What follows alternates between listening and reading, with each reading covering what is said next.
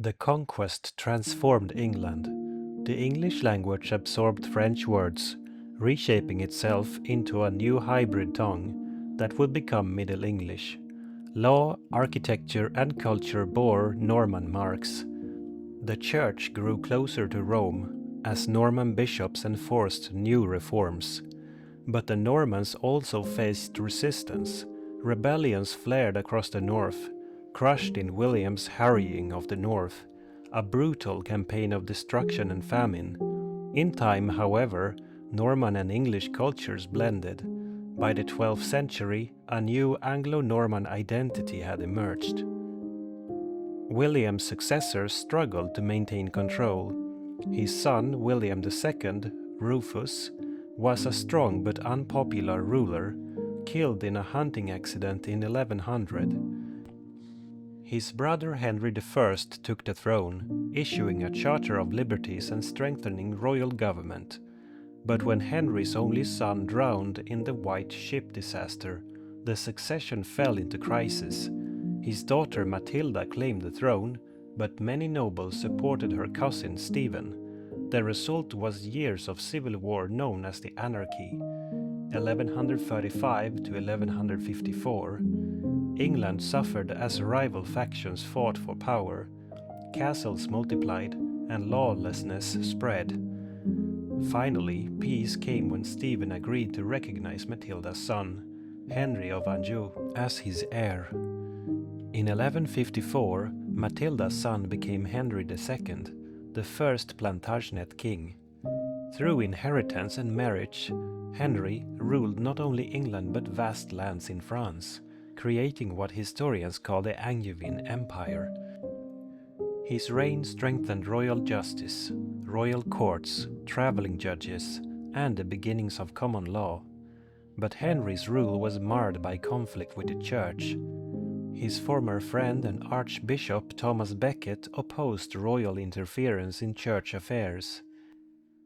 In 1170, Becket was murdered in Canterbury Cathedral by knights loyal to the king. Horror spread across Christendom, and Becket was soon canonized as a martyr. Henry, though powerful, was forced into penance. Henry's son Richard I, remembered as Richard the Lionheart, is famed for his role in the Crusades. Though he spent little time in England, his bravery captured the imagination of Europe. After his death in 1199, his brother John took the throne. John proved one of the most controversial kings in English history. John quarreled with the Church, lost vast lands in France, and angered his barons with heavy taxation. In 1215, rebellion forced him to sign the Magna Carta at Runnymede. This so-called Great Charter established that the king was not above the law, setting limits on royal power and affirming rights for nobles. Though it was a practical peace treaty at the time, Magna Carta became a symbol of liberty and the foundation of English constitutional tradition. By 1215, England had been transformed. The Norman conquest had reshaped its language, law, and ruling class. Castles and cathedrals dominated the landscape. Magna Carta planted the first seeds of constitutional government. The Plantagenet dynasty was now firmly in power, and England stood at the dawn of centuries filled with war, plague, and political struggle. The next great chapter would carry England into the Age of Knights, Parliaments, and the 100 Years' War. When King John sealed Magna Carta at Runnymede in 1215, he likely did not realize how far-reaching its legacy would be. At the time, it was a desperate compromise to end baronial rebellion. But over the centuries, Magna Carta became a symbol of liberty and law, reminding kings that they were not above their people. Its spirit, however limited in 1215, marked a turning point in English governance. John's son, Henry III, inherited the throne as a child. His long reign, 1216 to 1272, was troubled by conflict with powerful nobles who demanded a greater say in government. During his time, the seats of Parliament began to grow. Simon de Montfort, a rebellious baron, summoned an assembly in 1265 that included not only nobles and clergy, but also commoners from towns and shires. Though Henry regained control, the idea of representative government had been planted. Henry's son Edward I, 1272 to 1307, was a formidable warrior and administrator. He conquered Wales, building mighty castles like Caernarfon and Conwy to enforce his rule. He also fought in Scotland, though his dream of conquest there ultimately failed. Edward strengthened Parliament, calling knights and burgesses to sessions that approved taxation. The balance between monarchy and representation was shifting, though kings still claimed divine authority. In 1337, under Edward III, England embarked on a long struggle with France that would dominate the 14th and 15th centuries, the 100 Years' War. The conflict arose partly from disputes over territory in France, and partly from Edward's claim to the French crown through his mother. The war was not continuous, but a series of campaigns and truces. Early on, English armies achieved stunning victories. At Crecy in 1346, at Poitiers in 1356, English longbowmen devastated French knights. The capture of King John II of France at Poitiers marked the height of English fortunes. For a time, England controlled vast swaths of French land. But war was costly. Parliament gained more influence as kings needed funds, reinforcing the idea that the crown could not rule without consent. At the same time, England's military successes stirred national pride and a growing sense of English identity, distinct from French. In 1348, a new disaster struck, the Black Death. A plague that swept across Europe reached England. It killed perhaps a third to half of the population within a few years. Villages were abandoned, fields were untilled, and despair gripped the land. Chroniclers wrote of corpses piled in pits, families destroyed, and clergy overwhelmed by death. The plague transformed society. With so many dead, labor became scarce. Survivors demanded higher wages, and serfdom, the system binding peasants to their lords, began to break down. The government tried to freeze wages with laws like the Statute of Laborers, but unrest grew. In 1381, discontent erupted in the peasants' revolt, when thousands marched on London demanding freedom and justice. The revolt was suppressed, but the old order of feudalism had been shaken. In the 15th century, the war with France flared again. Under Henry V, England won its most famous victory at Agincourt in 1415. Outnumbered and facing heavy French cavalry, Henry's lightly armored archers and disciplined infantry triumphed. The French were forced to recognize him as heir to their throne. For a brief moment it seemed England might rule both kingdoms. But Henry V died young, leaving an infant son, Henry VI, as king. The French, rallied by figures like Joan of Arc, fought back. Slowly, England lost its gains. By 1453, only Calais remained in English hands.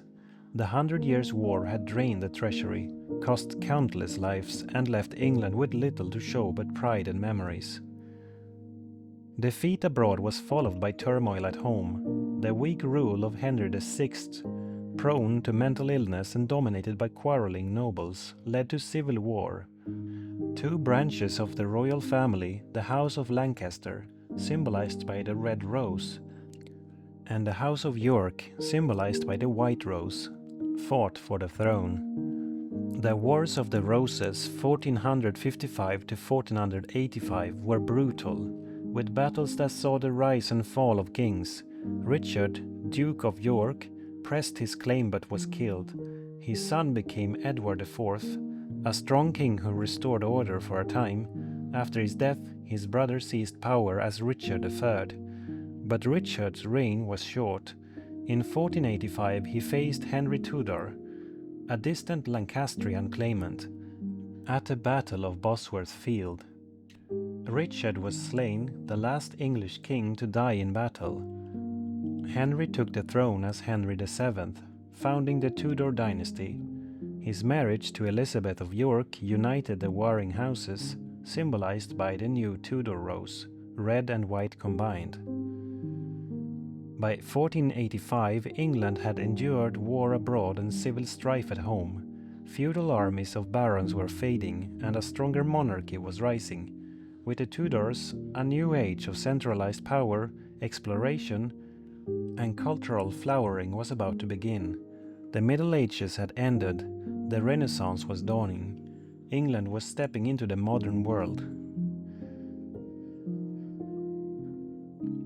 In 1485, the Wars of the Roses came to a close on the battlefield at Bosworth. Richard III lay dead, and Henry Tudor was crowned as Henry VII, the first Tudor king. His marriage to Elizabeth of York united the rival houses of Lancaster and York, symbolized by the Tudor rose, red and white combined. After decades of turmoil, England at last had a monarch who brought stability. Henry VII ruled with caution and skill. He ended the feudal chaos by weakening the power of the barons, reducing their private armies and strengthening royal finances. Careful taxation and frugality made the crown wealthy again. He also forged alliances through marriage, securing peace with Spain by marrying his son Arthur to Catherine of Aragon. Henry VII's reign laid the foundation for a stronger monarchy. When he died in 1509, he left a secure throne and a prosperous kingdom to his second son, Henry VIII. Few kings have left such a lasting mark as Henry VIII. Tall, athletic and ambitious, he is remembered for his 6 marriages and for reshaping the church in England. At first, Henry was a devout Catholic, even receiving the title Defender of the Faith from the Pope for opposing Protestant ideas. But his desire for a male heir changed everything. His marriage to Catherine of Aragon produced only one surviving child, Mary. Henry sought an annulment to marry Anne Boleyn, but the Pope refused. In response, Henry broke with Rome. Through Acts of Parliament, he declared himself head of the Church of England, beginning the English Reformation. Monasteries were dissolved, their lands and wealth seized by the crown. Henry's new church kept many Catholic traditions, but the break with the Pope was final. England had taken its first step toward Protestantism. Henry's marriages shaped both his family and his kingdom. Anne Boleyn bore him Elizabeth but was executed for alleged treason. Jane Seymour gave him a son, Edward, before dying in childbirth. 3 more wives followed, 2 divorced and 1 outliving him. When Henry died in 1547, his legacy was a stronger monarchy, a transformed church, and 3 children destined to rule in turn. Henry's son, Edward VI, became king at just 9 years old. During his short reign, 1547 to 1553, Protestant reforms deepened. Services were conducted in English rather than Latin, and the Book of Common Prayer was introduced. But Edward died young, and the crown passed to his half-sister Mary I, daughter of Catherine of Aragon. A staunch Catholic, Mary sought to restore the old faith. She married Philip II of Spain and persecuted Protestants, burning hundreds at the stake. Her harsh measures earned her the grim nickname Bloody Mary. When she died in 1558 without an heir, the throne passed to her half-sister Elizabeth. Elizabeth I, daughter of Anne Boleyn, became one of England's most iconic monarchs. Intelligent, cautious and charismatic, she reigned for 45 years, 1558 to 1603. She restored Protestantism but in a moderate form, creating a church settlement that balanced Catholic and Protestant elements. The Elizabethan religious settlement gave England a new sense of stability after decades of upheaval. Elizabeth faced challenges from abroad. Catholic powers, especially Spain, saw her as illegitimate. Tensions climaxed in 1588 when King Philip II launched the Spanish Armada, a massive fleet intended to invade England. English ships, aided by storms, scattered and defeated the Armada. The victory was celebrated as proof that God favored Elizabeth's rule and secured England's independence from foreign domination. At home, Elizabeth fostered an age of exploration and culture. Seafarers like Francis Drake circumnavigated the globe, while Walter Raleigh attempted colonies in the New World. Meanwhile, the arts flourished. William Shakespeare, writing plays for the London stage, gave England timeless works like Hamlet, Romeo and Juliet, and Macbeth. The Elizabethan era became known as England's Golden Age. Despite her many successes, Elizabeth never married and left no heir. She became known as the Virgin Queen, married only to her kingdom. When she died in 1603, the Tudor dynasty ended. The crown passed to her cousin James VI of Scotland, who became James I of England, uniting the two kingdoms under one monarch. The Tudors had ended England's medieval feudal world and ushered in a centralized monarchy, a national church, and a cultural renaissance. Now, with the union of the English and Scottish crowns, a new dynasty, the Stuarts, would inherit the throne. Their rule would bring both brilliance and turmoil, civil war, revolution, and the first steps toward constitutional monarchy. For the first time, England and Scotland shared the same monarch. James, son of Mary, Queen of Scots, styled himself King of Great Britain, though the two kingdoms remained legally separate. His reign began with high hopes, but soon the Stuarts would face conflicts that shook England to its core. James I was an intelligent man, fond of learning and writing, but often clumsy in dealing with Parliament. He believed strongly in the divine right of kings, the idea that monarchs ruled by God's will and were accountable only to him. Parliament, however, insisted on its rights to approve taxation and shape policy. The seeds of future conflict were already visible. James sponsored a new translation of the Bible, published in 1611. The King James Bible became one of the most influential texts in the English language, shaping speech and literature for centuries. But he also faced discontent from religious groups. Puritans wanted to further reform the Church of England, while Catholics longed for toleration. Tensions erupted in the infamous Gunpowder Plot of 1605, when Guy Fawkes and fellow conspirators tried to blow up Parliament and the King. The plot failed, but fear and mistrust deepened. James' son Charles I inherited the throne in 1625. Handsome and dignified, he shared his father's belief in royal authority, but lacked his political skill. Charles clashed repeatedly with Parliament over money and religion. When Parliament resisted his demands, he dissolved it and ruled alone for 11 years, raising funds through unpopular taxes. His religious policies alienated many. Charles married a Catholic princess, and his attempts to impose uniform practices angered Puritans and Scots alike. By the late 1630s, rebellion broke out in Scotland, forcing Charles to recall Parliament for funds.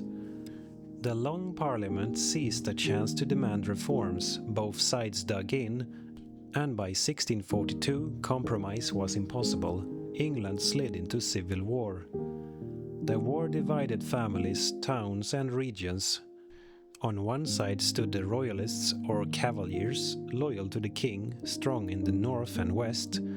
On the other side were the Parliamentarians, or Roundheads, drawing support from London, the Navy, and much of the southeast. Early battles were indecisive, but Parliament gradually gained the upper hand. A new model army, disciplined and inspired by Puritan zeal, emerged under the leadership of Oliver Cromwell. In 1645, at the Battle of Naseby, Cromwell's cavalry smashed the king's forces. By 1646, Charles had surrendered. peace proved elusive. Charles refused to accept limits on his power.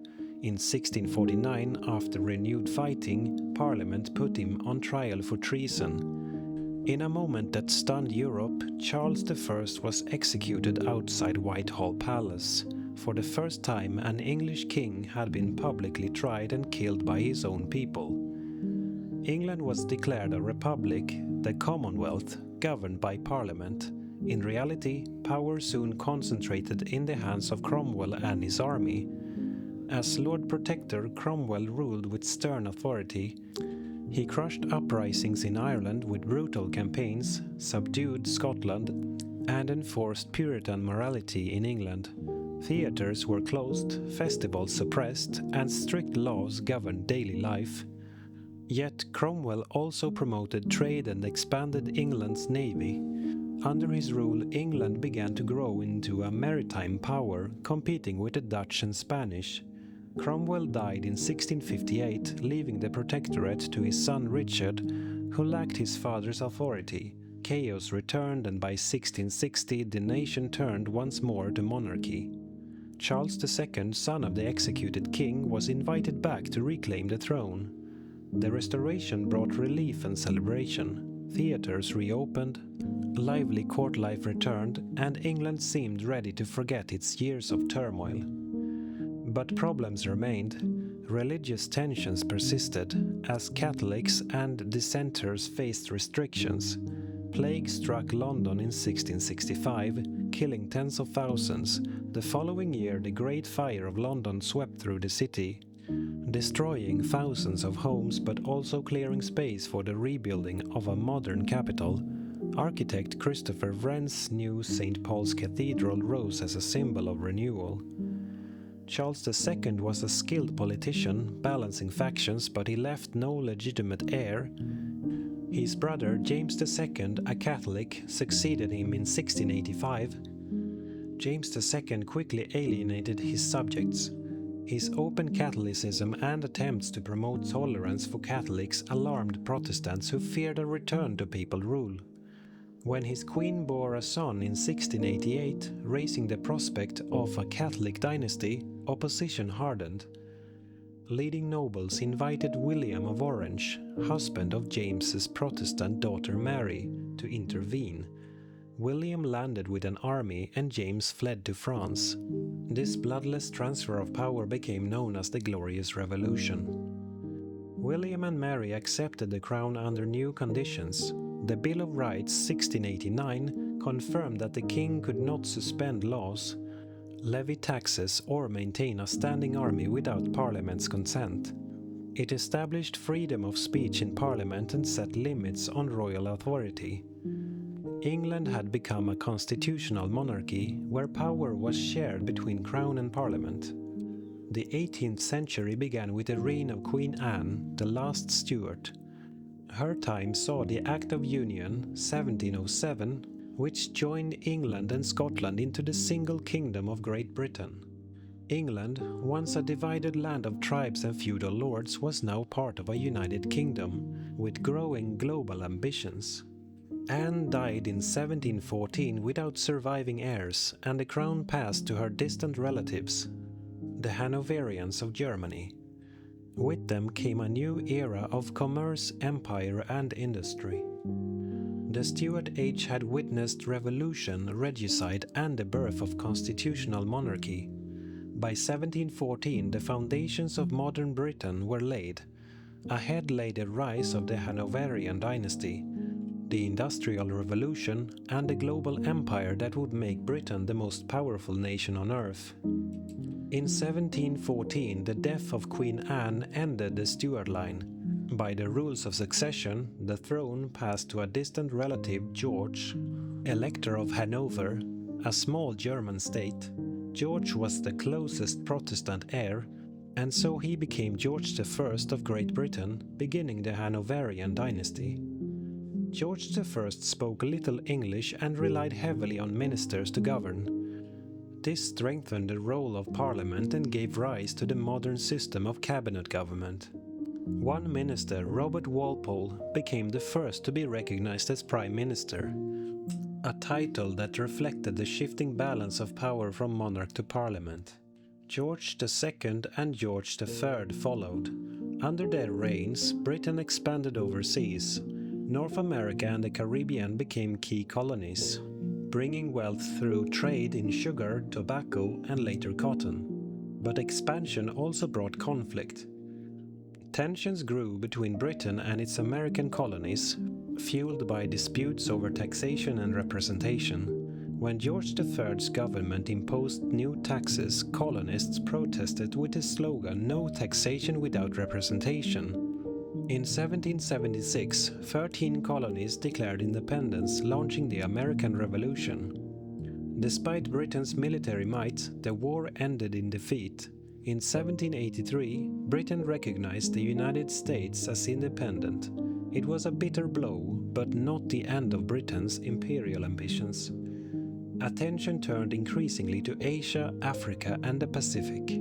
Even as America was lost, a new force was transforming England at home. In the late 18th century, the Industrial Revolution began. Innovations in machinery, like the spinning jenny and steam engine, revolutionized production. Coal and iron powered factories, and railways soon spread across the land. Towns and cities swelled as people left farms to work in mills.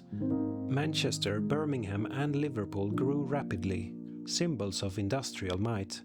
England became the workshop of the world. But industrialization also brought hardship. Workers toiled long hours in dangerous conditions. Child labor was common. Smoke and pollution choked the air.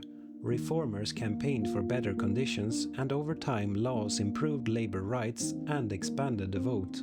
The 19th century was the age of empire. Britain expanded across India, Africa, and beyond. Its navy ruled the seas, and its merchants traded around the globe. At its height, the British Empire was the largest in history, ruling over a quarter of the world's population. The saying was true: the sun never set on the British Empire. This era was also marked by moral debates. The abolition of the slave trade in 1807 and of slavery itself in 1833 reflected a growing humanitarian conscience. Missionaries, explorers, and reformers accompanied empire, often mixing genuine charity with a sense of superiority. The long reign of Queen Victoria, 1837 to 1901, became a symbol of British pride and stability. Victoria embodied domestic virtue, while her prime ministers like Disraeli and Gladstone debated empire, reform, and the role of Britain in the world. It was an age of invention. The telegraph, photography, and electricity changed daily life. Literature flourished with authors like Charles Dickens, the Bronte sisters, and later Thomas Hardy. Science advanced, with Charles Darwin's theory of evolution challenging traditional beliefs. Yet the empire's growth also created tensions. Wars in India, Africa, and the Crimea showed that control was never secure. At home, industrial cities revealed stark contrast between wealth and poverty. Reform acts gradually widened the vote, moving Britain closer to democracy. In 1914, Europe plunged into catastrophe. The assassination of Archduke Franz Ferdinand set off a chain of alliances and mobilizations. Britain entered the First World War after Germany invaded Belgium. Millions of English soldiers fought in France and beyond, enduring the horrors of trench warfare. Battles like the Somme and the Ypres became symbols of sacrifice. At home, women took on new roles in factories and farms. By 1918, victory was won, but at a terrible cost. Nearly 1 million British lives lost and a society deeply scarred. The war also changed politics. Women gained the vote in 1918, and the old certainties of empire and class were shaken. The interwar years were difficult. Economic depression hit hard in the 1930s, with unemployment and hardship in industrial areas. Political extremism rose in Europe, and some feared it might spread. Britain tried to maintain peace, but the shadow of conflict loomed. In 1939, war came again. Nazi Germany invaded Poland and Britain declared war. Under the leadership of Winston Churchill, Britain stood firm against the Axis powers. The Battle of Britain in 1940 saw the Royal Air Force repel the German Luftwaffe, preventing invasion. London and other cities endured the Blitz, nightly bombings that tested the nation's resolve. The war was global, stretching from North Africa to Asia. Britain fought alongside allies, and by 1945, victory was achieved. Yet Britain emerged exhausted, its cities bombed, its economy weakened, and its empire beginning to dissolve. By the mid-20th century, England had journeyed from the farms of the Industrial Revolution to the battlefields of two world wars. Once ruler of the largest empire on earth, it now faced a new world of decolonization, rebuilding, and cultural change. Ahead lay the post-war decades, a time of welfare, pop culture, and global influence in unexpected ways, from the Beatles to Harry Potter. The end of the Second World War in 1945 marked both triumph and exhaustion for England. Victory had come at immense cost. Cities lay in ruins, the economy was battered, and rationing continued for years. Yet from the hardship, a new vision for society emerged, one built on fairness, welfare, and hope. The Labour government elected in 1945 launched sweeping reforms. The National Health Service was created in 1948, offering free healthcare to all, a cornerstone of modern British life. Welfare programs expanded, providing unemployment benefits, pensions, and housing. The aim was to build a cradle-to-grave system of security. Rebuilding was slow. Bombed-out cities were reconstructed with new housing estates, and industry was nationalized to stabilize the economy. Despite shortages, there was optimism. A new England was rising from the rubble. Even as England rebuilt at home, abroad the empire was crumbling. The war had drained Britain's resources, and independence movements grew stronger. In 1947, India, the jewel in the crown, gained independence, soon followed by many African and Asian colonies. By the 1960s, the empire had largely given way to the Commonwealth of Nations, a voluntary association of former colonies. The loss of empire was both painful and liberating. England no longer ruled vast territories, but it remained influential, turning toward Europe and the Atlantic world for new partnerships. The 1950s brought a sense of recovery. Queen Elizabeth II was crowned in 1953, her coronation broadcast on television to millions, symbolizing both tradition and modernity. In the 1960s, England became a cultural powerhouse. London swung with music, fashion, and art. The Beatles, Rolling Stones, and other bands led the British invasion, transforming global music.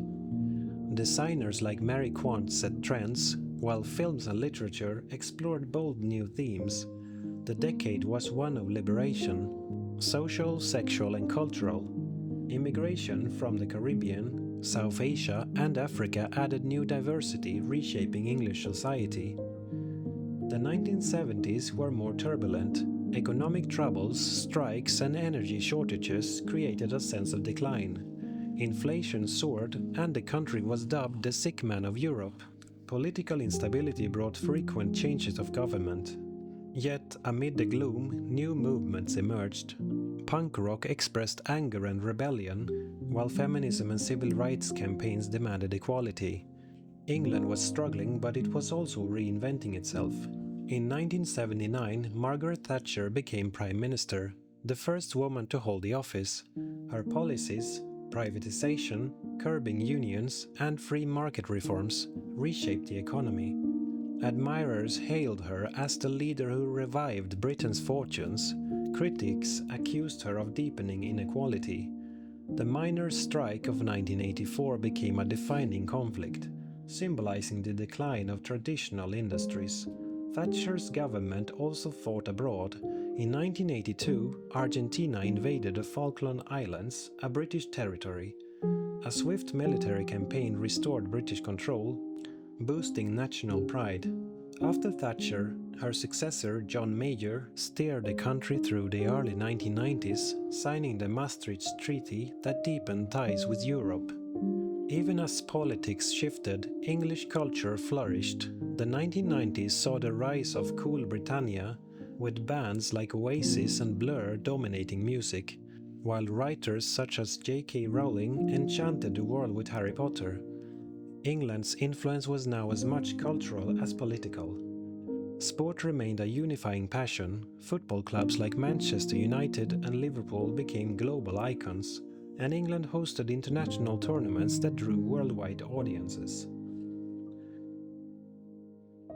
By the turn of the millennium, England was a modern, multicultural society. Technology and globalization transformed daily life.